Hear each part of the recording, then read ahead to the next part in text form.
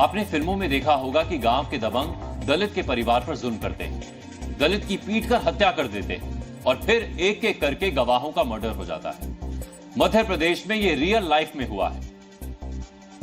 मध्य प्रदेश के सागर जिले में बरोदिया नोनागिर गांव है, जहां पिछले वर्ष 23 अगस्त को दलित युवक नितिन अहिरवार की गांव के दबंगों ने पीट पीट कर हत्या कर दी थी और दलित युवक की मां को निर्वस्त्र करके पीटा था, क्योंकि दलित परिवार अपनी बेटी से छेड़छाड़ का केस वापस लेने से इनकार कर रहा था। यह केस 2019 का था। तब इस हत्याकांड पर खूब सियासत भी हुई थी। पूर्व मुख्यमंत्री दिग्विजय सिंह ने न सिर्फ गांव का दौरा किया था, बल्कि मृतक दलित युवक नितिन अहिरवार की बहन अंजना अहिरवार से राखी बंधवाकर उसे अपनी मुंह बोली बहन बनाया था। अब सोमवार को दिग्विजय सिंह एक बार फिर बरोदिया नोनागिर गांव पहुंचे, लेकिन इस बार वो अपनी मुंह बोली बहन अंजना की अर्थी को कंधा देने पहुंचे थे, क्योंकि इस केस में राजीनामा करने का दबाव बना रहे आरोपी पक्ष ने हत्याकांड के चश्मदीद गवाह और मृतक नितिन के चाचा राजेंद्र अहिरवार की पीट कर हत्या कर दी। और पुलिस कह रही है कि अंजना जब अस्पताल से अपने चाचा का शव लेकर शव वाहन से घर लौट रही थी, तो पुलिस वाले की मौजूदगी में वो शव वाहन से कूद गई, जिससे उसकी मौत हो गई। लेकिन दलित युवती की मौत कई सवालों को जन्म दे रही है और सबसे बड़ा सवाल तो यही है कि क्या अंजना वाकई खुद कूदी या उसे धक्का दिया गया, क्योंकि अपनी मौत से ठीक पहले अंजना ने मीडिया से बात की थी और अपने चाचा की हत्या की वजह बताई थी। ये बरोदिया नौनागर की घटना है।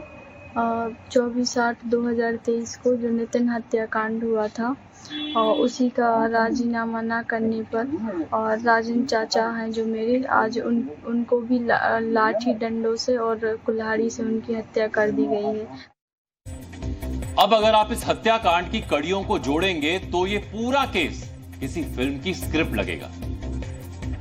एक दलित युवक ने अपनी बहन से छेड़खानी करने वाले दबंगों के खिलाफ आवाज उठाई, जिसकी आवाज को दबाने के लिए दबंगों ने पीट पीट कर दलित युवक की हत्या कर दी। इसके बाद दबंग आरोपियों ने दलित परिवार पर समझौता करने और केस वापस लेने का दबाव बनाया, लेकिन जब दलित परिवार राजीनामे को तैयार नहीं हुआ तो चश्मदीद गवाह और मृतक के चाचा की हत्या कर दी गई।